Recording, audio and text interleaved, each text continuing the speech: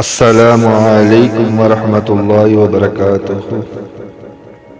தமிழ் பழமொழி: அழகும் அறிவும் சேர்ந்தால் அதுவே முழுமை. அந்த முழுமையின் பெயர் நபி முஹம்மது முஸ்தபா ஸல்லல்லாஹு அலைஹி வஸல்லம்.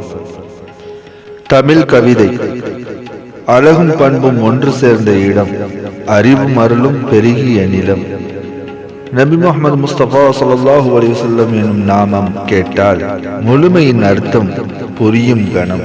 இக்கவிக்கு ஏற்றப்போ இமாம் பூஸ்ரி ரஹ்மத்துல்லாஹி அலைஹி தனது புர்தா ஷரீஃபில் 38வது பைத்தில் இவ்வாறாக குறிப்பிடுகிறார்கள்: فاق النبيين في خلق وفي خلق فلم يساووه في علم ولا كرم.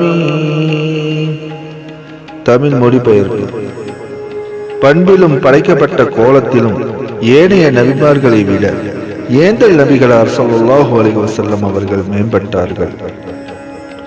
ஞானத்திலும் தானத்திலும் ஏனைய நபிமார்கள் எம்பெருமானார் ஸல்லல்லாஹு அலைஹி வஸல்லம் அவர்களுக்கு நெருங்கி வர இயலாது. கவிஞர் கூறுகிறார்: அல்லாஹ் அனுப்பிய அனைத்து நபிமார்களும் மகத்தானவர்கள்தான்.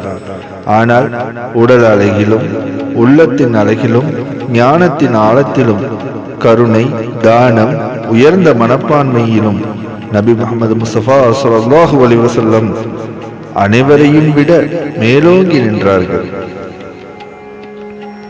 அவர்களுடன் யாரையும் ஒப்பிட முடியாது. ஏனெனில் அவர் முழுமையின் உச்சம்.